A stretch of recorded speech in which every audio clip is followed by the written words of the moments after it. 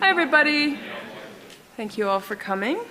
Tonight we are going to have an artist talk by Andreas Bunte, who's here as a Audain visual artist in residence. So the Audain visual artist in residence is a program of the School for Contemporary Arts, and we're presenting Andreas tonight in collaboration with Republic Gallery, OR Gallery, and the SFU Galleries. So thanks to all those partners.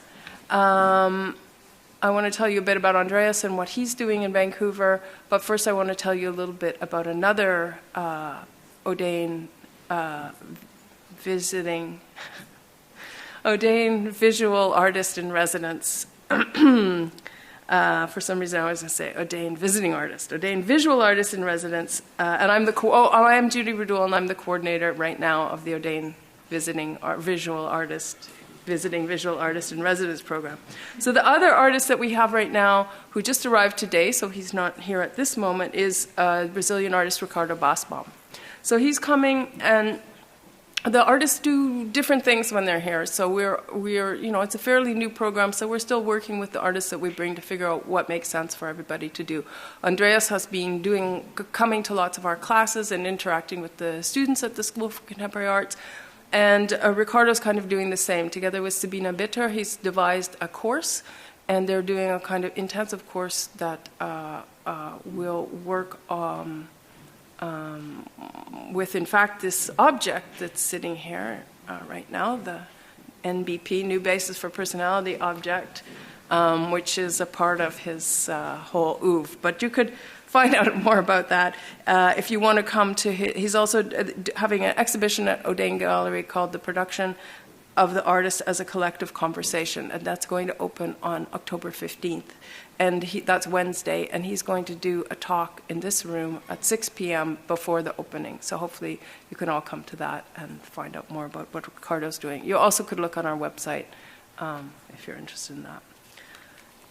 So without further ado, we want to welcome Andreas Bunte here tonight. Andreas is a Berlin-based artist who has, over the past years, worked within the format of short experimental film and film installations, which frequently incorporate a variety of other media, such as collages, architectural structures, sound, and text. His installations and films examine how the interplay of architecture, technology, ideology, and the human body produce different physical and psychological spaces. His process is at once meticulous and highly imaginative, blending fiction with historical fact in order to give rise to analytic and visionary narratives. His current interests are in the genre of so-called scientific research film and its attempt to subjugate film to the idea of utmost realism. His research focuses on the genre's use of filmic grammar, its narrative structures, as well as how its concept of realism relates to the most recent philosophical developments such as object-oriented ontology or speculative realism. So tonight, Andreas is going to tell us about 3 of his recent projects, I think, and then we'll have some time for questions. And I also want you to know about what's going to happen next Wednesday, October 8th, because we're going to have what we're calling a discussion roundtable called The Deformation of Glass, because The Deformation of Glass is the name of one of the films we might look at, one of these industrial films. So on that night, next Wednesday, if you're all welcome to come, we're going to have a discussion, and Andreas is going to show us some of the scientific and instructional films that have influenced his thinking. I think we're going to watch some clips from this Leviathan film and talk about some of the ideas that will no doubt come up today. So if you're interested in that, just come next Wednesday. It's going to be on the 4th floor. I'm sure we'll have a poster that shows you where to go. And you also can look at our website, which you can look at the School for Contemporary Arts website. You have to search around for visual arts, and they have to search for the Audain visiting artist, but I'm sure you'll be able to do that. So without any further ado, I'd like to thank Andreas for coming all the way from Berlin and spending time with us. Oh, and I also have to say, sorry, very important, he has 2 exhibitions. It's one of doing a lot while he's here. So he has an exhibition opening on the 16th at Republic Gallery and on the 17th at OR Gallery. So again, that's another place you'll get to see some of the newest work. So anyway, without further ado, Andreas.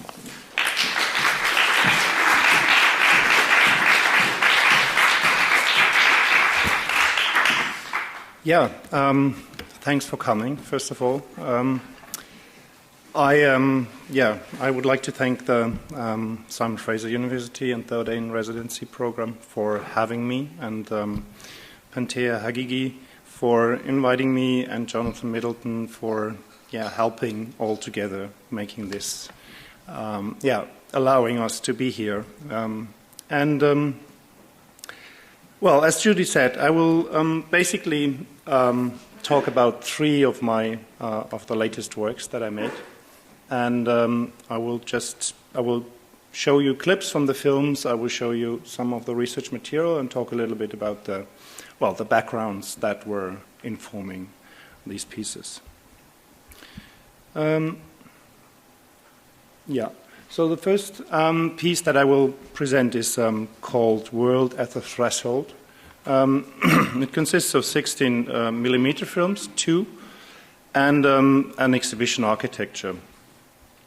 So it was produced for a show that was taking place in Bolzano of the same title in 2012, and it was presented in a space called Arge Kunst. I don't know if that any of you is familiar with this place. It has been, at that time, been curated by Luigi Fassi. So when you enter the room, you were looking at this kind of construction, which is the rear side of a wall that is a bit reminiscent of, well, maybe walls that were built for casting concrete. And then you could walk around this structure, and on the other side there was the film projection of the first of the 2 films. And then in the second room, there was a little bit in a kind of separated environment, the second film. So the whole piece, World at the Threshold, deals with post-war church architecture in Germany, and it looks into this kind of particular way of creating space that was at that time, a very prominent topic in architecture as well as in society in general. So, of course, the thing that this all stems from is the destructions that happened in Germany during World War II. Where a lot of architecture was destroyed, and after that there was a great demand for new housing and also for new churches. Here we see the Cathedral of Cologne, which kind of miraculously survived the bombing. He got some hits, but it didn't collapse, so it was one of the few churches that survived these kind of bombardments from the air. In the immediate post-war years, there was a kind of urgency in creating this kind of church spaces, so that meant basically having extremely simple setups or reusing already existing buildings for to house the ceremony, and that was a very profane setting mostly, with the onset of the thing called Wirtschaftswunder, that's a German term for this kind of flourishing of the German economy after the war in the 1950s, that produced a kind of epochal boom of new church architecture. And at that time, hundreds of churches were constructed, and sometimes based on the original destroyed churches. Sometimes there were completely new buildings. It was also a time when the architects, that was a kind of interesting, task for architects, because it basically has a very, out of the ordinary program in terms of spatial organization to build a church. So that was kind of a moment when the church and the architects together were thinking about new spatial configurations for a contemporary expression of the sacred. And that produced an affluence of form, like different types and different styles that was previously unknown. So it was a time when these kind of really spectacular buildings were just like coming into being. And so one of this is the church called St. Gertrude, which is in Cologne. It's a kind of concrete building that follows a bit this idea of expressionist architecture. So it's been built in 1960 by an architect called Gottfried Böhm, who built many of these churches in the Rhineland. What interested me about this, about the church as a place, is that it, of course, has a particular dialectical nature. You know, it is on the one hand is a place of this world, while it is also a place of the world to come, of another, say, manifestation of spiritual ideas. So the church was a political force on the one hand, that would try to take effect in the immediate development of society, and that especially after everything went so wrong during beforehand, during the Nazi times. And in doing so, it also had to struggle with the noise and lures of an emerging consumerist society, with the influence of cinema, of television. So there were all these kind of attractions that the church somehow had to position itself. So it was a question of cultural hegemony and popularity, of course, to find people who are still interested in going to the church. And the new spaces, these kind of exceptional spaces, were the things that the church had on offer, along with other things like, reformations of the liturgy, of the way that this whole ceremony was carried out. But the space was an important element in this. Here we see the Gedächtniskirche by Egon Eiermann. It's not in the Rhineland, but it's in Berlin. I just choose the slide because it has this kind of feeling of this church that is built into the ruins of the previous one, and then there is the Kudamm, this kind of commercial street around it. You can get an idea of what I mean with this.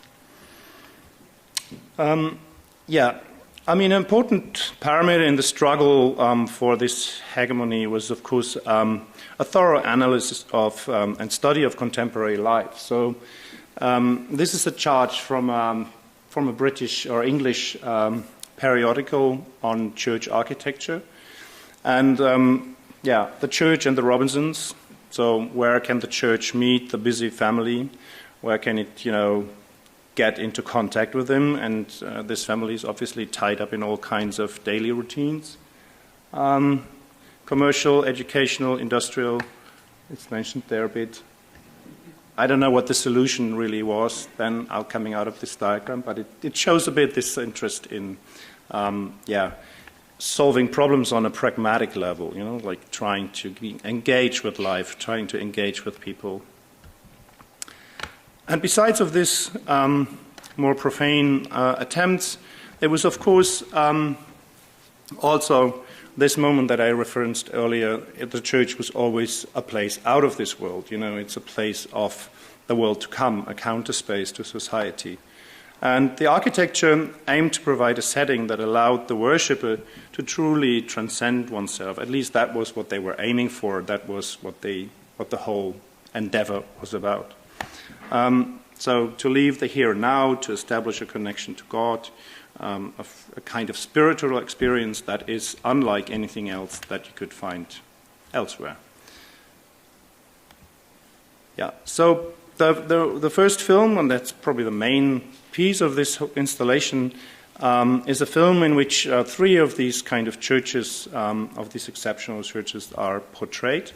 So this is one, the church Johannes the 32nd, built by Josef Rikus in Cologne. It's a Wallfahrtskirche by Gottfried Böhm in Neviges, and St. Anna, built by Rudolf Schwarz.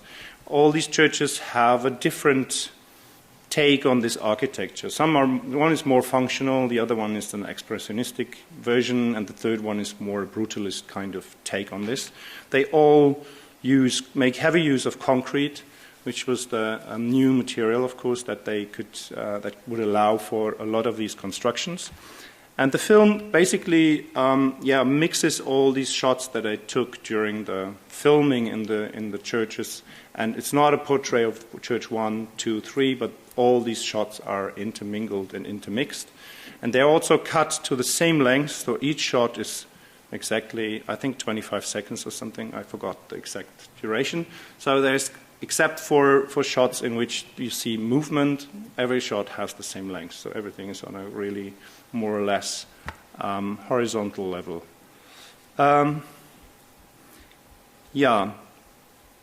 Maybe I just show the film then, the excerpt.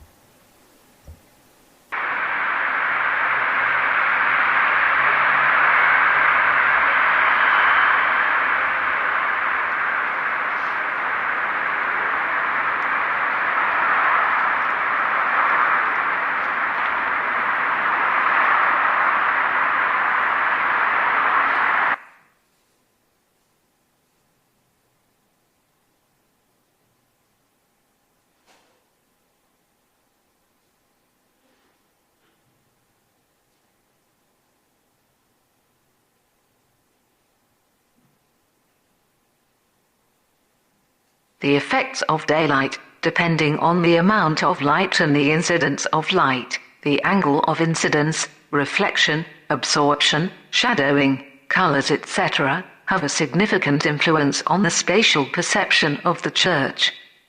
It is therefore that they should always be considered in order to obtain the aspired inner conception of the space. Any other requirements that call for different levels of brightness are of secondary importance. Furthermore, the arrangement and shape of the sources of daylight, windows and window walls, as well as possible skylights, also form important elements in the spatial and building structure. The consequences of daylight may be obtained primarily from a direct incidence of light via windows, or from diaphanous light and shadow zones, depending on the spatial concept.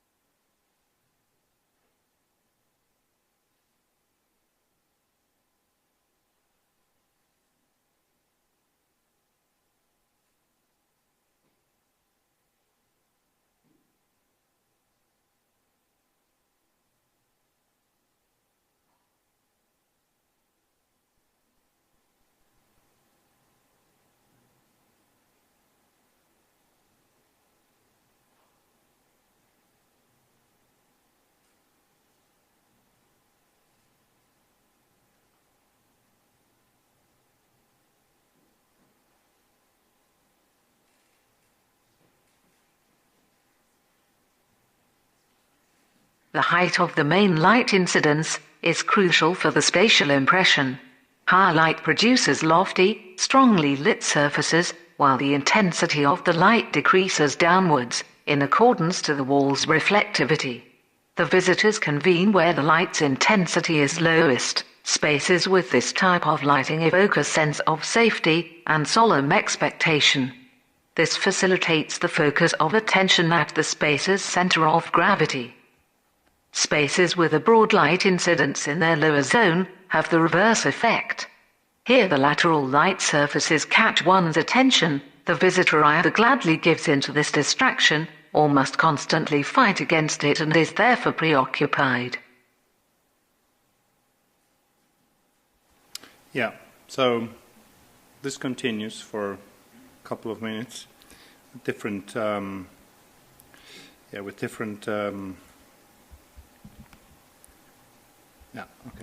different shots of these churches and different aspects. The voiceover that we hear in this film is taken from a book on church architecture that was published in the 1950s.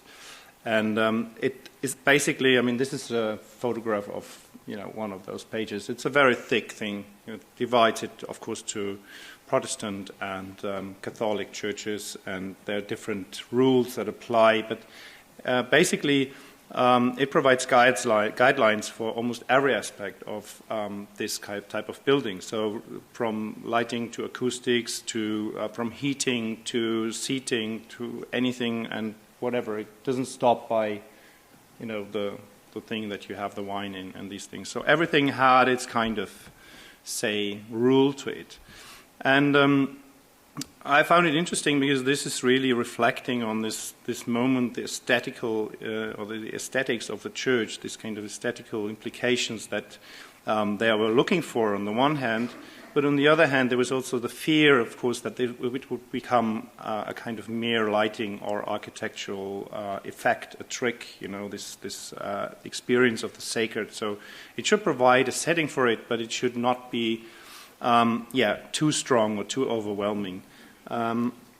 And at the same time, they were struggling to create this kind of exceptional experience, this moment that you couldn't have anywhere else. So at some point in the film, there is this kind of comparison of the religious experience, the transcendence of the self in relation to cinema and theater. So there is this moment where you can see that there is this awareness of it. The voice, obviously, that's a computer voice. I mean, I choose it basically because I felt it is good if if it is read out by something that doesn't know what it's saying. So it's basically just, vocals and nothing, there's no idea about this, what it actually means. Yeah. The animations that we saw one of, they are interspersed in the continuous continuity of the film. They derive from a book on church architecture that was built, another book that was written by Rudolf Schwarz, who also was responsible for one of the churches. And in this book, I mean, it's all about the relationship of the religious community to God and to the society. So it's how this evolves and how different stages can be manifested in this kind of development. And what's interesting is that it's a really thorough analysis of this relationship without any photograph of a church. So it just has these diagrams that we see here, and which were the basis for these animations that are then later made out of them. So it's entirely without graphical elements and no actual space. So it's just that's the resource for this.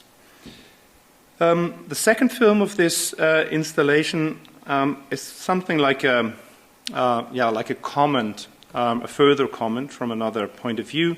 It basically focuses on the three senses that allow us to relate to architectural space. So that is like sight and hearing, and tactile senses.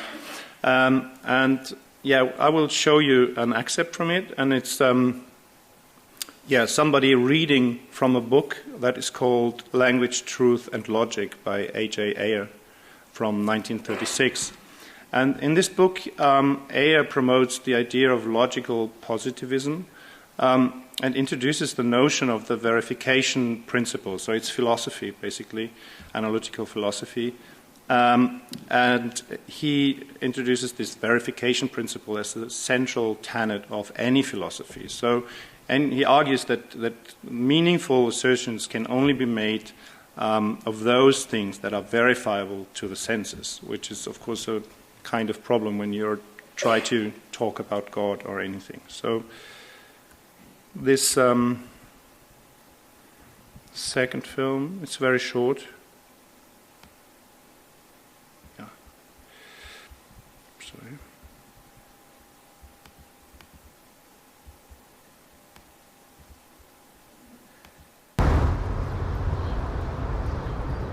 It is now generally admitted, at any rate by philosophers, that the existence of a being having the attributes which define the God of any non-animistic religion cannot be demonstratively proved. To see that this is so, We have only to ask ourselves what are the premises from which the existence of such a God could be deduced. If the conclusion that a God exists is to be demonstratively certain, then these premises must be certain. For, as the conclusion of a deductive argument is already contained in the premises, any uncertainty there may be about the truth of the premises is necessarily shared by it. But we know that no empirical proposition can ever be anything more than probable. It is only a priori propositions that are logically certain. But we cannot deduce the existence of a God from an a priori proposition. For we know that the reason why a priori propositions are certain is that they are tautologies. And from a set of tautologies, nothing but a further tautology can be validly deduced. It follows that there is no possibility of demonstrating the existence of a God. What is not so generally recognized is that there can be no way of proving the existence of a God, such as the God of Christianity, is even probable. Yet this also is easily shown, for if the existence of such a God were probable, then the proposition that he existed would be an empirical hypothesis, and in that case it would be possible to deduce from it, and other empirical hypotheses, certain experiential propositions which were not deducible from those other hypotheses alone. But in fact this is not possible. We do not in any way deny that a synthetic truth may be discovered by purely intuitive methods as well as by the rational method of induction.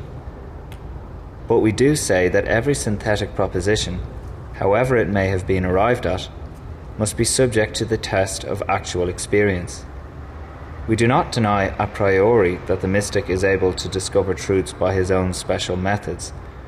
We wait to hear what are the propositions which embody his discoveries, in order to see whether they are verified or confuted by our empirical observations. Yeah, so there's that. This is, of course, I mean, the whole context of this installation, escapes this presentation, of course, so that both films are playing alongside, so you can walk around and you can engage with the films differently. And one after the other, or you can just tune into the one and then go to the other one. So it's a bit of a, now it's a bit more... Can you hear them both at the same time, or do you wear earphones? With this one, we had in this presentation, it was that the last film had earphones. Yeah, they would not travel above each other. That was an important moment, of course. Yeah, right. Yeah, so I will somewhat continue to the next piece. This piece that I'm now talking about will also be on view at the AVAIR Gallery, which is opening on the 17th. In 2012, I was invited to produce a new work for a group show at Corner House, Manchester. And the title of this show was Anguish and Enthusiasm. What do you do with the revolution once you've got it? So this exhibition deliberately wanted to look at post-revolutionary states and societies. So the question, what happens after the revolution, was central to this. And for a while, I had been interested in making a piece about that would deal, in the broadest sense, with the fall of the Berlin Wall. And for many reasons, I never really did it, and this commission seemed to be the right moment to, tackle this task or try to do something with it. And I do this a couple of times already in earlier work. I did this, that I choose a topic to look at other things. So I'm actually not like addressing this issue of the wall directly, but I look for something that allows me to look at it, some kind of looking at it from a different angle. And in this case, the result was an installation called Two Films About Pressure. And it consists of two video projections, which we can see here during the first installation at this show that I mentioned at the Corner House last last year maybe. Yeah, 2013, right. So the two films take a seemingly scientific starting point for their being, and at first glance it seems that they revolve, and they do this of course, they revolve around this human attempt to produce the high and low pressure that occurs in nature. So each film is dedicated, the one is to high pressure, the other one is to low pressure. And however, at closer inspection, both films are also about two particular sites and technologies that were affected by the fall of the wall and the reunification of Germany. So already in the title, of course, there is this resonance of pressure, the pressure from the street, the kind of whatever, if you think about this moment when the wall is open or the door is open and people try to squeeze in. So this kind of moment overlaps here with this kind of more scientific, physical thing. So the first film is called Low Pressure, and it is about a low-pressure sports training facility of the former GDR, which was built in Kienbaum. That's a small town near Berlin, and it was built in the 1970s in order to simulate atmospheric conditions of altitudes of up to 4,000 meters above sea level.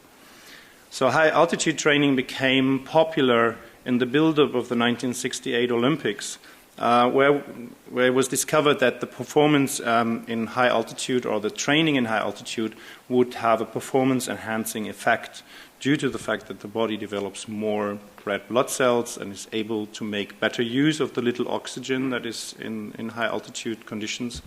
And then if you go down into the lower grounds where you're actually performing, you have this kind of extra red blood cells that allow you to perform better. However, the geological features of the GDR didn't allow for this type of training. There were no high mountains available. And one of the problems was that a lot of these people who traveled to other places in order to train didn't come back. So they went to high-altitude training camps and didn't come back. So when I was doing the first site visit, the person who showed me around said, okay, well, this demanded for a kind of rational and systematic solution at that time. That was the opinion, so you needed a systematic solution. So what would that be? You basically create a place that can simulate 4,000 meters above sea level if you don't have the mountains available. This facility is a kind of concrete bunker that is partially hidden in the ground, which you can see here. That's how it's covered, and now it's a little bit more overgrown. And the reason why it was covered in the ground is that the GDR was suspicious about the Soviets, the Russians, finding out what they are doing there, because they also were, of course, competing with the Russians. They were not only competing with the Germans or the other nations, but there was also this kind of internal rivalry. And then this thing was built in it was a kind of secret project that they managed to carry out. After the peaceful revolution in 1989, there was not really a use for this facility anymore, because it was much cheaper to take a plane and go to places where you can actually do this training. And I don't know what it was, but it's this ridiculous amount of 300 euros an hour to train in this facility. And so it showed that it was not really a sustainable operation, and so that was discontinued. And on the other hand, I mean, it was too expensive to be maintained, but it was also too expensive to be dismantled, because it was all concrete, you couldn't get rid of it. So the decision was made to just mainly close the door and forget about it, and just keep this out of the system. So there's this training compound where still the Olympic athletes, the Germans, they train there, they go there for training, and there are other facilities, but this particular spot is just like, it doesn't exist. So when you call, they go like, oh yeah, well, we don't really want to have anything to do with this, it's not of interest for us. There was a bit of work on getting them into letting me there film there. However, this led to the fact that it is kind of a tomb, like it's a kind of place where a particular moment is concealed or captured, and only occasionally people were visiting, but nobody was actually performing in there. Yeah, so the film that I made in this facility seemed to be the right point to just like make a straightforward visual account of what is there and not really to mess around with it too much. So all this kind of contextual information that I'm providing now is provided in a series of intertitles at the beginning of the film, and then you just basically go through it from room to room, and that's the structure of this film. An important element was the sound, which occurred to me at this point that there is, it's silent in there, it's all concrete, but then again, it's not silent. You hear a lot of things, and so I recorded this sound, and it became the soundscape for this film. And it's basically about different modes of silence. So there's static, there's electricity, there are transformers, humming, and so it's not really silent, but there's a different degree of static in the various shots or the various areas of this building. Yeah, so I will show you an excerpt of this one as well. Trying to keep track of the time. No, oh, sorry. This is the wrong one. Yeah. Okay, this is halfway through, or maybe beginning, and the one after 1/3 has already, passed. So this is the observation room, as it is called.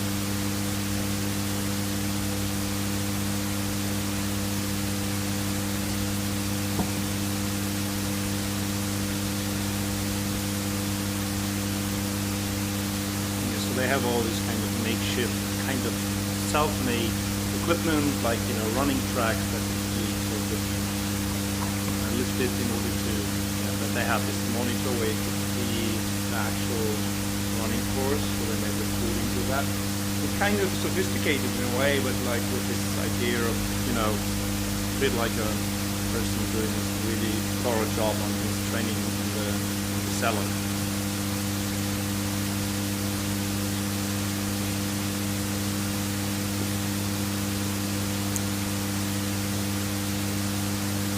Yeah, maybe I stop it here. So,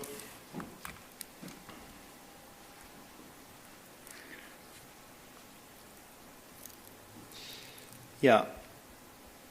So that was the one thing of the one part of this in this project. The other one is called synthetic diamonds. So it deals or depicts the process of synthetic diamonds being produced. And the film was recorded at a place called Volstedt Diamond Limited, which is which was founded by a person called Heiner Volstedt, who is a mineralogist. I think that's, you pronounce it like that? Yeah. Mineralogist, who had begun his research on the production of synthetic diamonds 40 years ago at the Central Institute for Physics of the Earth, which was a part of the Academy of Science of the GDR. In the late 1970s, the production of synthetic diamonds became a prestigious project for the GDR government, because basically they wanted to become independent of imports from Russia and also from the West. So there was this idea that they should gain a particular autonomy, and part of it was to have this kind of synthetic diamonds for making tools and all various things with it. So this person, Heiner Volstedt, became kind of a leading scientist in this endeavor, was working on this for a really long time, making basically also use of all the resources that were in the GDR, which made it a bit more complicated for him to achieve this task of producing synthetic diamonds, because a lot of things were not available in the GDR. But it was the order of the government to do it without importing anything from the West. So it was a bit of an ideological thing going on there. They didn't want to have, they wanted to have their own synthetic diamonds. After the reunification of Germany, the institute where this Mr. Volstedt worked, was discontinued, like many other institutions of the Academy of Science. And then a couple of years later, he took part of the machinery that he used at the Academy of Science and relocated it to a former military base outside of Berlin. And there he continued his research on and the production of synthetic diamonds as a private enterprise. So there are these kind of two ways of how this kind of rupture of the wall coming down is dealt with. So the one is this kind of pressure chamber, which is just sealed off and couldn't make it into the other world. And here's this guy who basically says, okay, well, new system, new rules. I will just do it in a different way then. The film is interested in this kind of in the mundane activities that lead to this kind of really spectacular commodity, the diamond, and it shows this kind of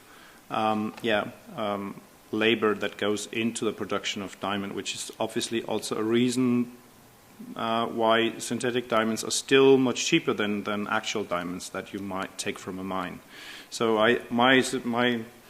I mean, they didn't have a kind of answer to this, why they would be cheaper, but I think it has to do with the fact that they are man-made, that there's somebody who produces them. It's not this thing that you find in the earth. That's probably the thing that makes it less attractive.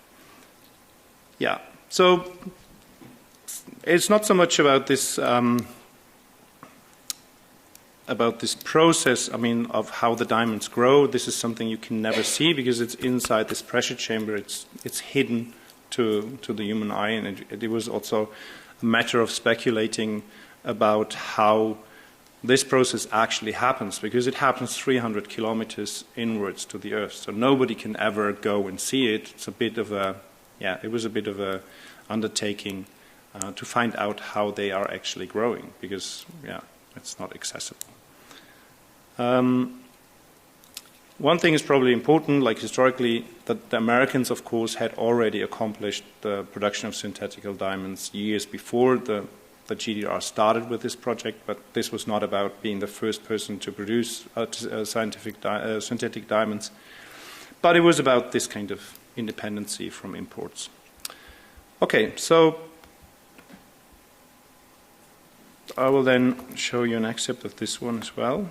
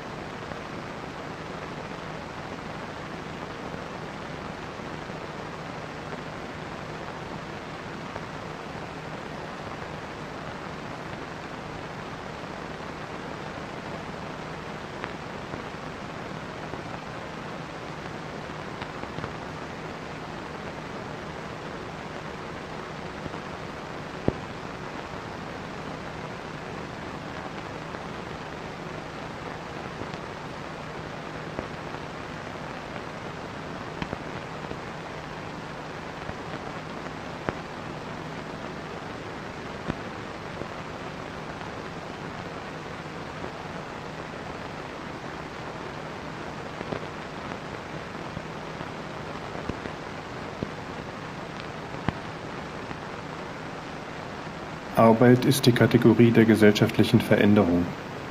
Was das ist, wird verständlich aus dem Gegensatz der naturwüchsigen, im gesellschaftlichen Sinne unbestimmten Veränderung.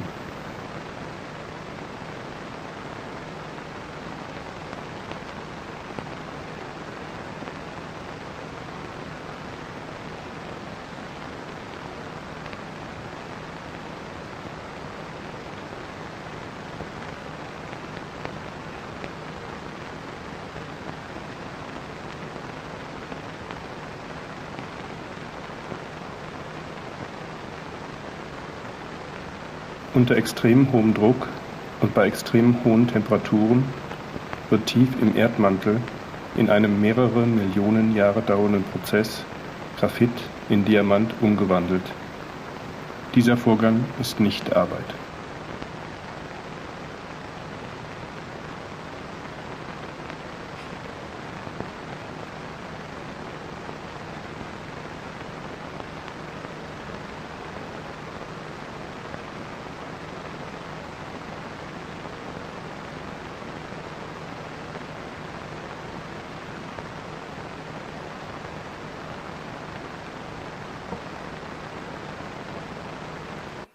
Yeah, I noticed I'm running a bit out of time, so I have to stop it here.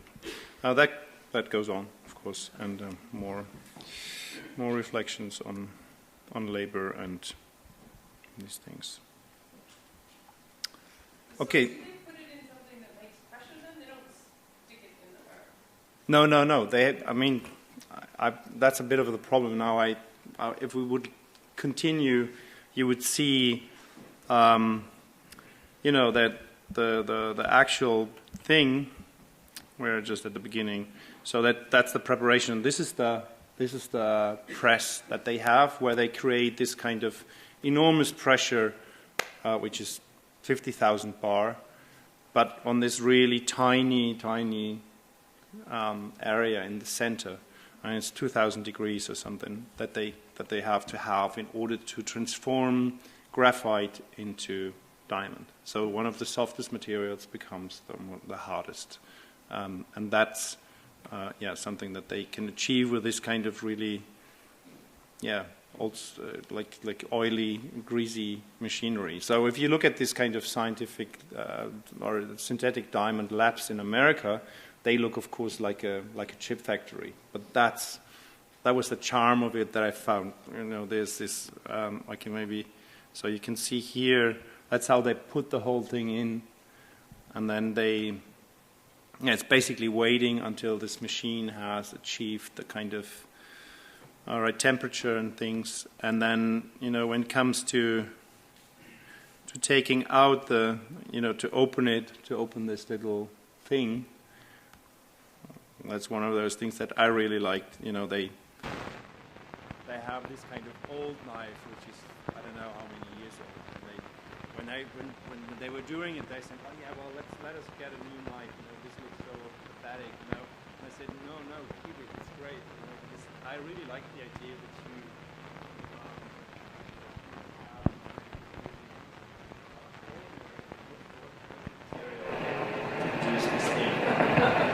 So the whole rest of the film is basically, it's this kind of leaning towards it, and then opening it, and then unpacking these different layers of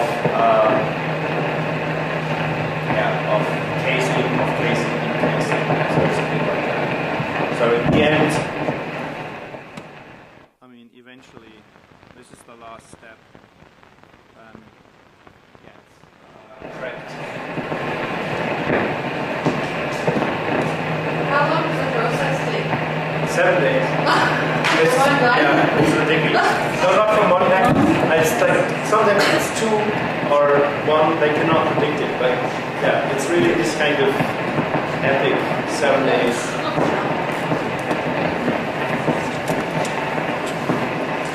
So not all of them come diamond.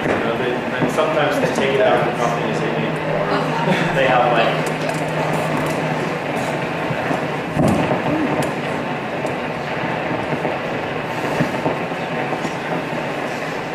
I don't know if this is a really sustainable enterprise, or if it's just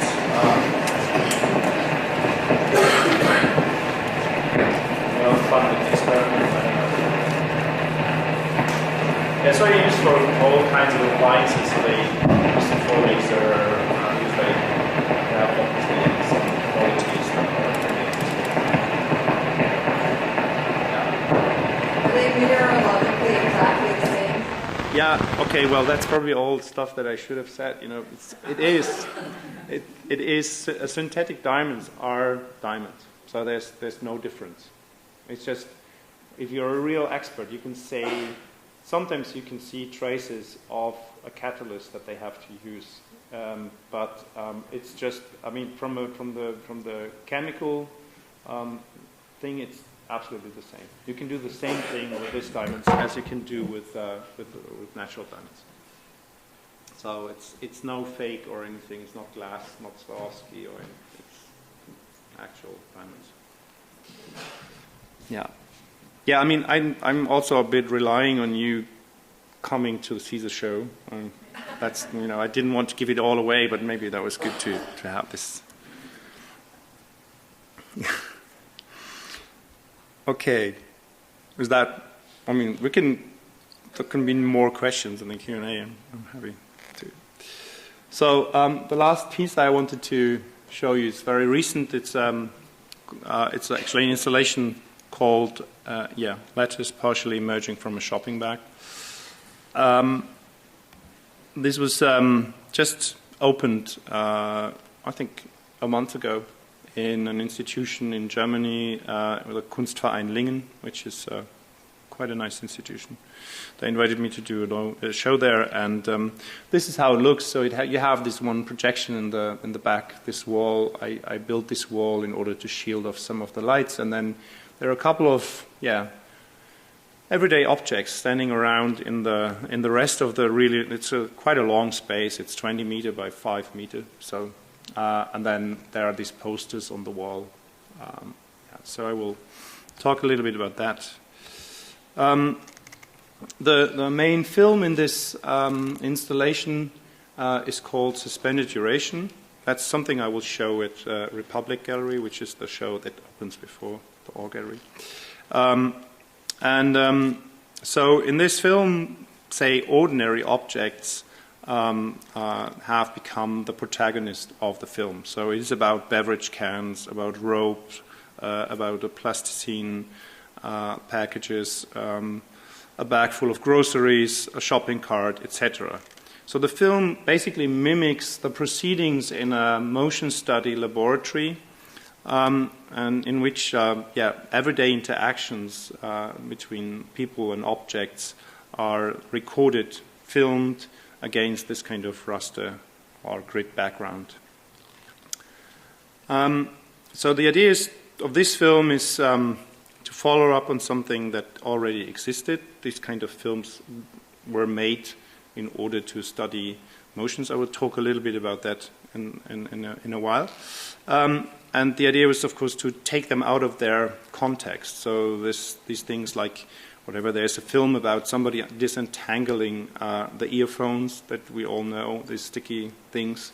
So this is something that, of course, you can, if you sit in a train station, you see 500 people doing this a day.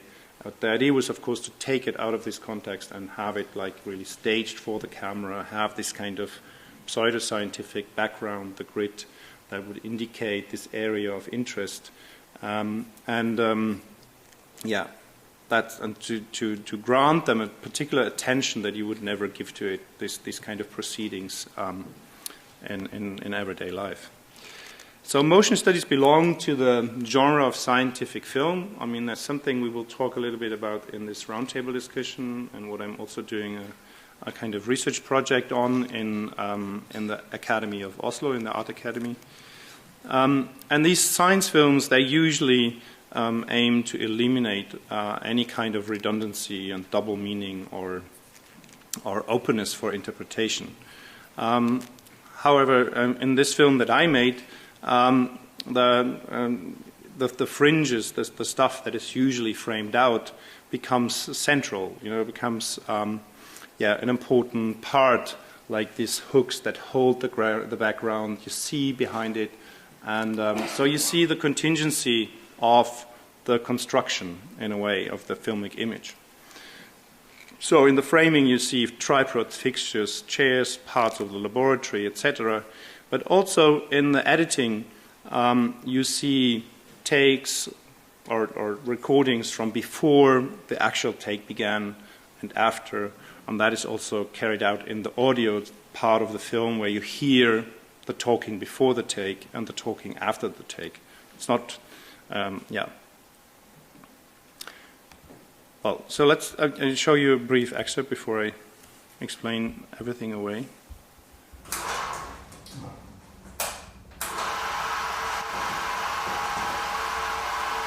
Okay.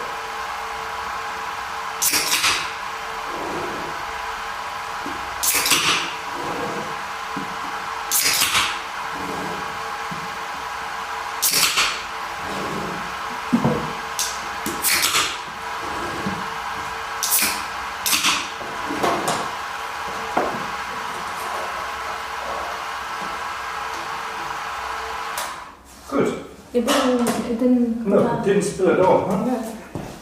What's this matter?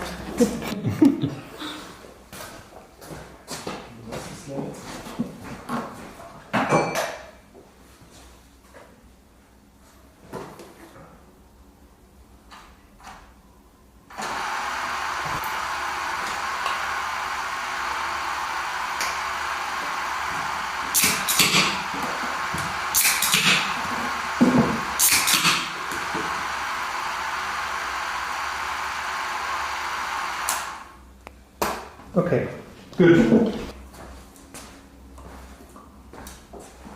Should I hold this for you? No, I do. Mm-hmm.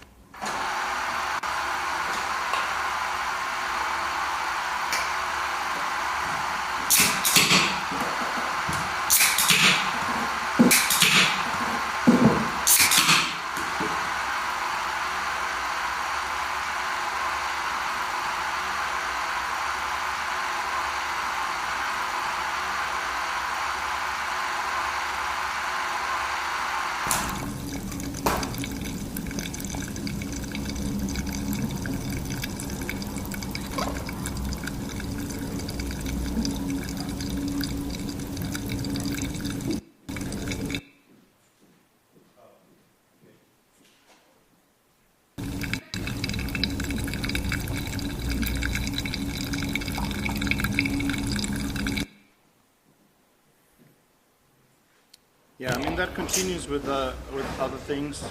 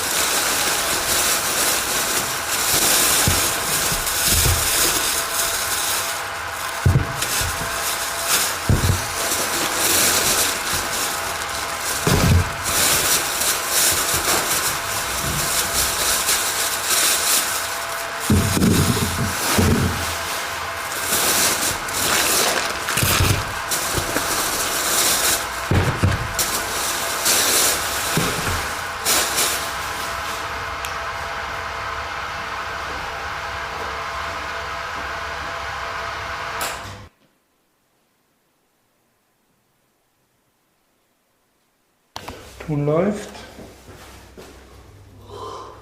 Ist der? Ja.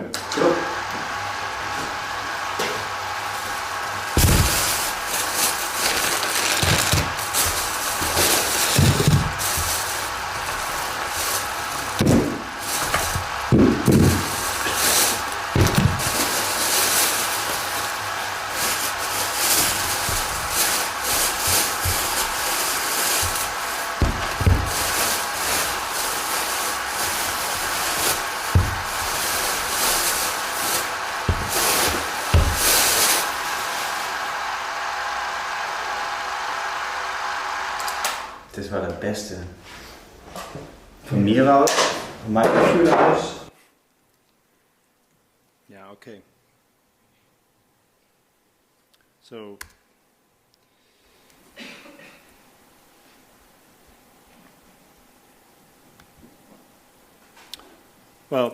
I mean, part of this motion study thing is, of course, that you repeat things, that you look at it from different angles, and that you know, that's why this is also following a bit these principles. Whereas, as I explained earlier, you know, there's this kind of idea of, well, you know, having a framing that shows you a little bit too much, shows you a little bit of the environment. So as you go through the film, which is quite long, 20 minutes, you get a sense of the place also where this all takes place, you know, where the laboratory. Okay, to the backgrounds, I would say, like, motion studies have a long-standing tradition. I mean, Murray and Muybridge are probably the most known for these. However, in the 20th century, there was a couple called Lillian and Frank Gilbreth, and they turned motion study into a tool for the analysis of labor processes in a scientific context.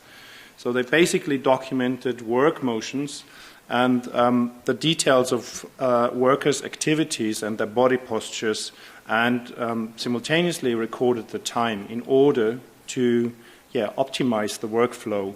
And that's basically concerning production lines. So you would, or like repetitive labor that has to be performed. So they would, they invented something called time motion studies.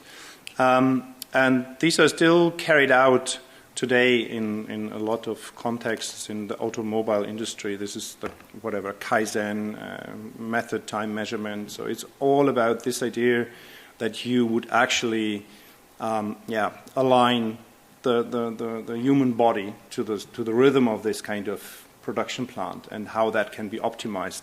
There is another aspect to it, and that's always the what is attributed to these people.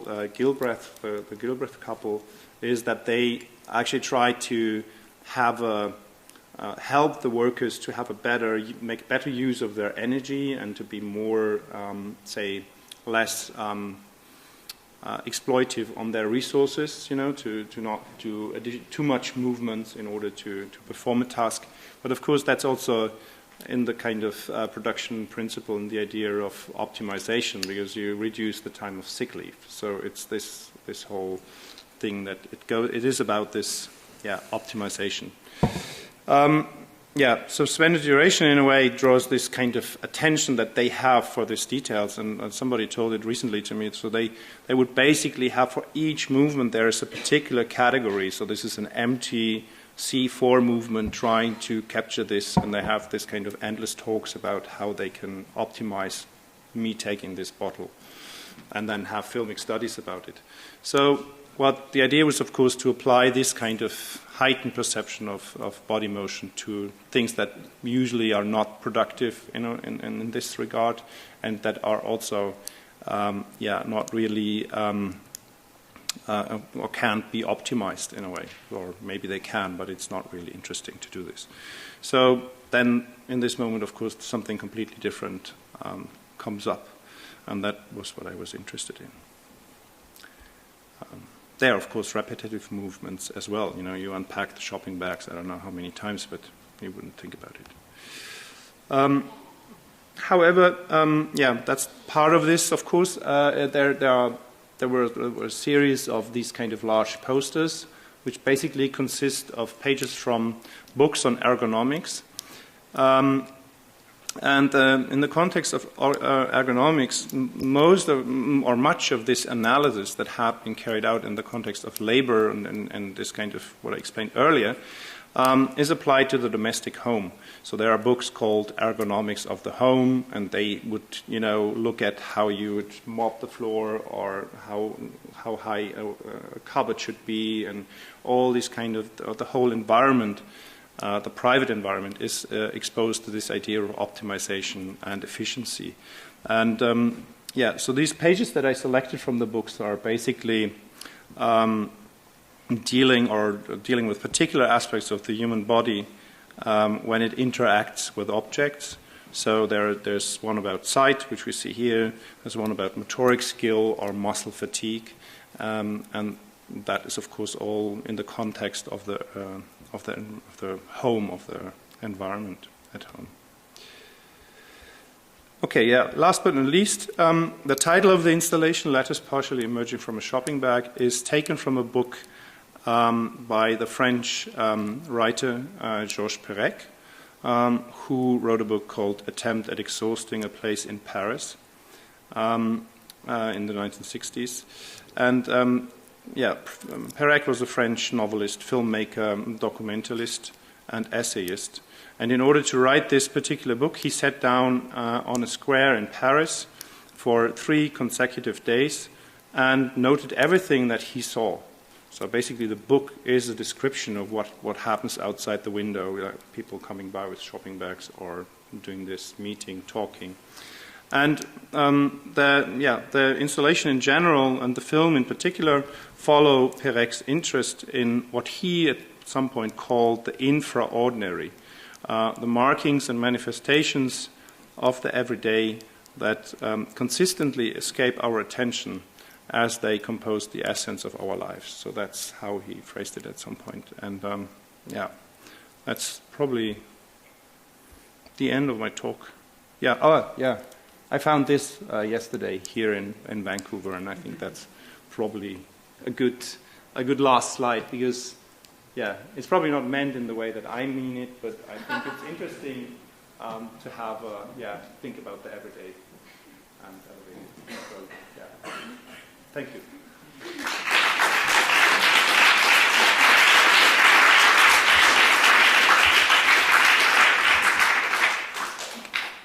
So maybe people have some questions.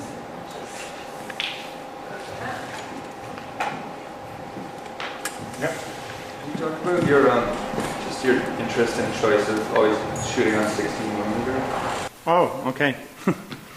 Well, I think for me this is just something. I think I developed a method with this technology of making my films, and I somehow stick to it. There's this. It's a bit of a. I like this process. Maybe that's just really a kind of personal preference. I wouldn't have any ideological ideas about it. But for me, it's this thing. When I film, I can't see what I get. That's the first starting point that I like.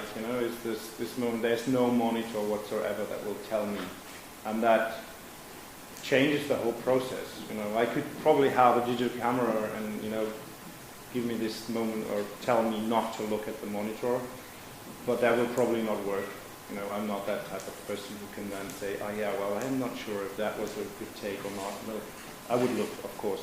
And so these restrictions, I actually like these restrictions that come with it, you know. So there's this whole, there's also some kind of beauty to it. So you have this kind of can of film that is loaded somewhere in a factory in darkness, and then you carry it and you load it into the camera in darkness, and then there's the consecutive exposure frame by frame, and then it comes back into a dark can and goes into a lab, and then you can look at it. So there's kind of it's a process that I kind of really like about filmmaking. It's also a kind of physical aspect to it. So this camera is of course a bit of heavy equipment, so that you have to wield around. So this is there's often the moment where I feel, well, do I really need to make this shot? It will be so exhausting to set it up. So I like this idea of restrictions and of that helps me to not end up with like hours of footage that I have to look through later and edit. But other than that, this is one thing. And of course, I don't know how that is in terms of if there would be other camera systems. I just haven't tried it actually. I mean, I have this gear, I have this equipment. I just basically get an order of stock, and then I can go. And I don't know. That's probably my point. Why I would do it. Yeah. Do you edit as well on 16mm? I did that for a while, mainly because I started making films using digital, so that's how I got into the whole thing, you know, like with a mini DB camera. And I still remember this moment that I actually, when I did my first film, the idea of looping a sequence totally escaped my thinking. And so I was filming in Berlin, and I wanted to have this kind of empty streets at night thing. And so I really stood there at 5 o'clock in the morning waiting for this 10 seconds without traffic. And I would never have the idea of looping it, you know. So, and I like that it just created this kind of tension. And then, of course, as I became more eloquent in terms of editing, also I knew, there's things how you can work around it. There's things how you can manipulate it, and that brought me into a really endless process of editing things. And I hated it at some point, and then I started working analog, and I also edited analog because that was a really ultimate restriction then. I basically edit in the camera as much as I can. So with these later films where there's more of an editing process, because now I'm transferring everything to digital I became a little bit too uncomfortable. I mean, I was also a bit done with this kind of 16mm projection thing, but yeah, so that was I did that kind of analog. So the last one is projected on a digital projector? Yeah, I mean, all of the stuff is by now on a digital projector. I think even the first one, I've transferred it now, and I will show the Seattle News show, it will be a digital projection. It's just, yeah, I think at some point I was just really interested in what they are doing, what this would be in real life as a kind of presentation.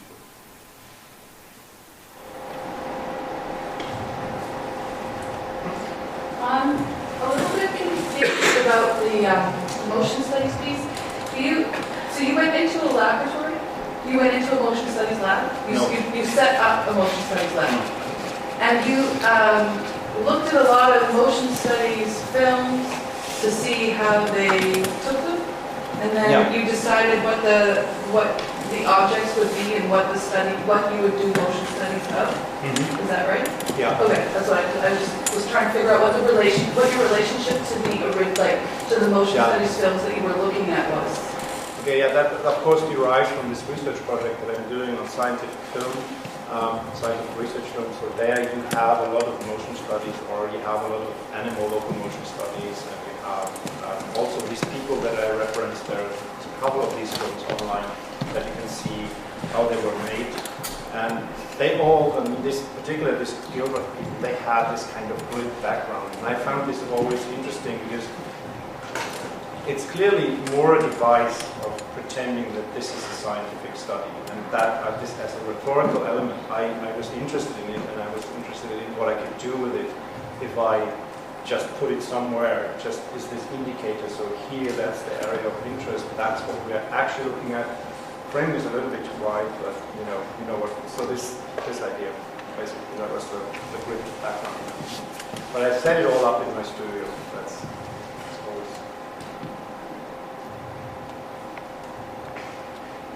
Yeah. I hope I'm not too big a question. In the films about the church architecture, you have one of the voiceover, or one of the voices is a mechanical voice. Excuse me? The church about the film architecture, one of the voices is mechanical. Yeah.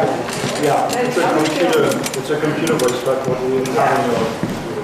The other film, where the person is reading AVAIR, Yeah.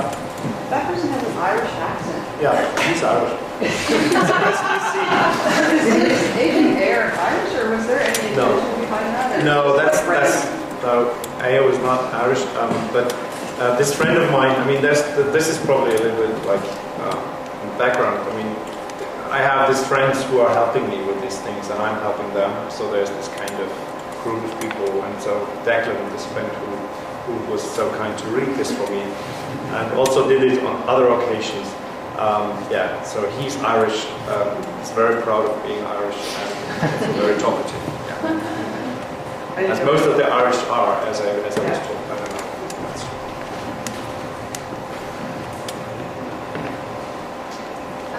In that piece showing the pressure training center, I noticed that that was quite a strong visceral experience for me because of the sense that I was seeing something that normally if I see it, it would be in a documentation from that era that it was being used, and so it was really strange to see it being documented as it is currently because all of the objects were so dated. But I was also wondering if your filming style itself, I felt like it wasn't like looking at a modern film. Like it was kind of grainy, or there was something kind of that felt like it fit with the era of the environment, and I was just wondering what was behind that. Yeah, I mean, this is partly this is coincidental. I don't know, maybe I'm drawn to these things because I'm working with this medium, or, I mean, this medium is just like something that allows me to make films about it. But, I mean, that's partly coincidental, but, I mean, it's also, I like the idea that you would be able to mistake these films for being from somebody else. So you could go into a kind of archive and you would find these films and you would probably struggle a bit what time it was made from. But then again, like the whole approach and maybe also the state that this place is in has it couldn't be from the 1970s when it was built. So there's a bit of a irritation, and I think that's something I use a lot of times that, I just make use of this kind of style or aesthetics, and that there is this kind of friction with the subject, with the topic that I'm dealing with. It would be different if you probably go in there with a digital camera and do this. But, so that probably, that comes like a bit of a circle, I guess. I'm drawn to this technology, and that's how I make films, and then there are these kind of topics that I deal with that somehow resonate with this aesthetic, and then there's this kind of moment where it doesn't really come full circle. There's always this kind of gap, like the motion study lab is.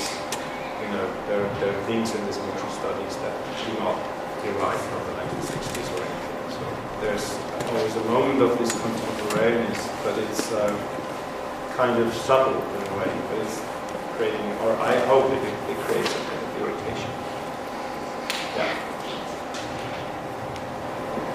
Yeah, and just riffing a little on what you just said, because I noticed that, immediately on the sort of the London bunker compared to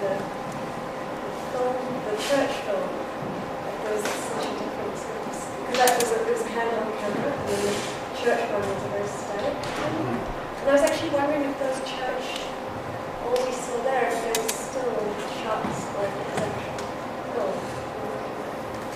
the church. Yeah. Yeah. I think that's maybe one of those things that follows up on it. I think what I mean, a lot of the films that I do are actually about things that do not lend themselves to be filmed. So architecture is usually something that is a bit boring to actually have a 10-second or 20-second shot of it. Though when you do it, and that was particularly also this kind of pressure film, when you do it, when you just record this 25 seconds, what I find interesting is that then this kind of really long duration that architecture has, so it's there for, I don't know, 50, 60 years, and I have this 25 seconds of it, so this kind of enormous duration as something that is it's not an event, but it becomes an event in being filmed. And the grain of the film is somehow emphasizing this kind of passage of time, So if you're not looking at a still frame, if you would have a still photograph, you would see the difference. And you would see it also with the video, or with the early video, you would see that there's no frame. So that's basically something I'm interested in, this kind of durational moment of an impression of something that has a kind of really long duration that exceeds us, basically.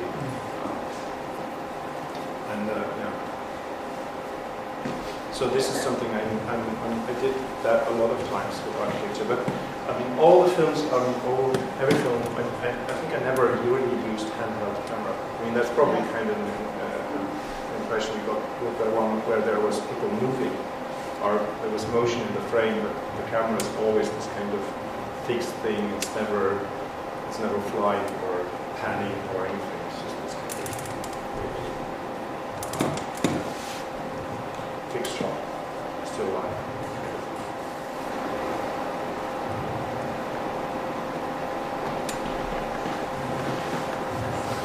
You said something about installation and why not watch it in cinema, or just they're so discreet in a certain way, I guess. I mean, when you go and see, I haven't actually seen the installations, but I see how they present itself. I mean, they're discreet in that you have one film, and then you have another film.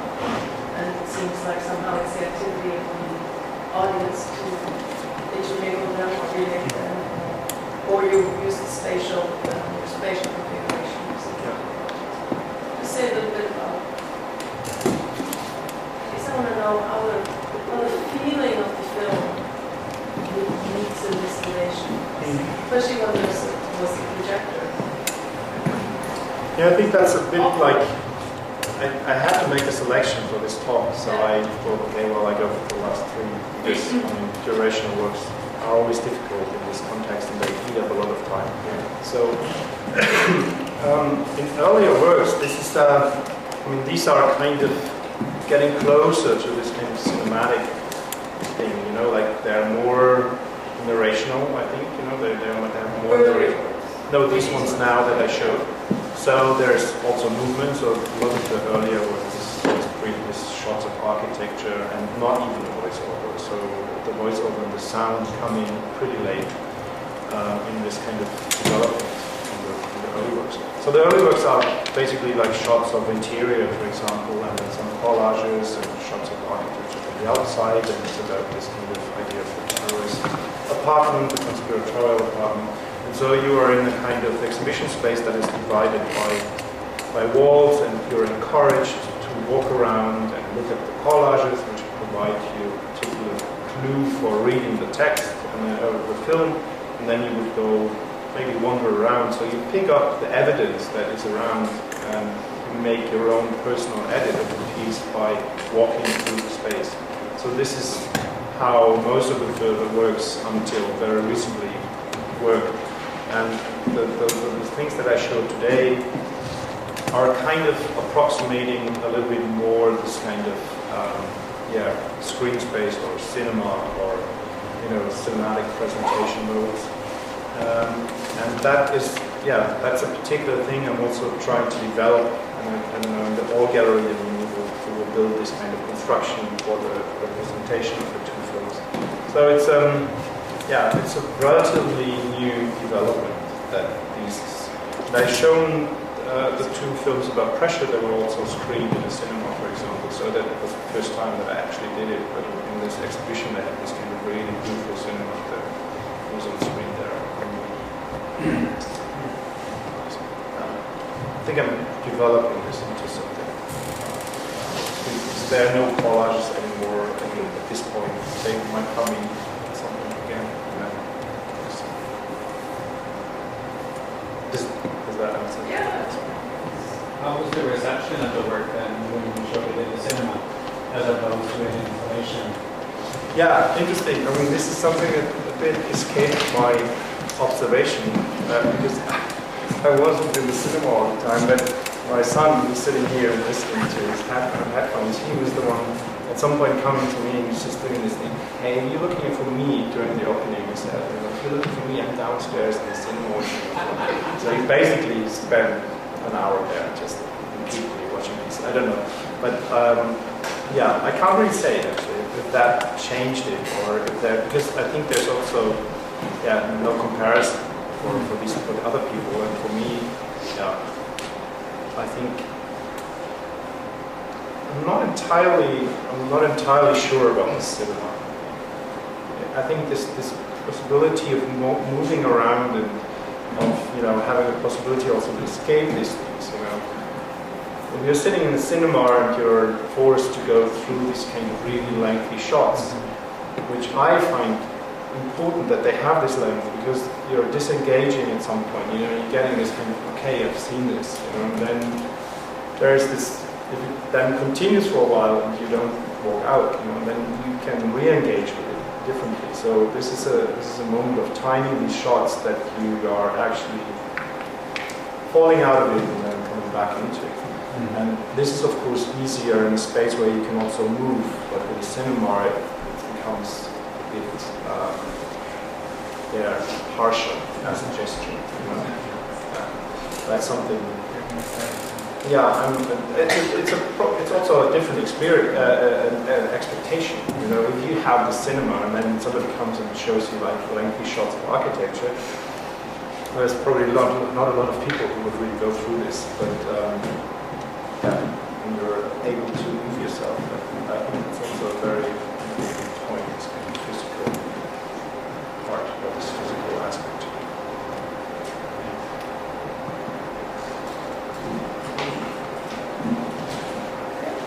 If there's no more questions, we'll say thank you very much to Andreas.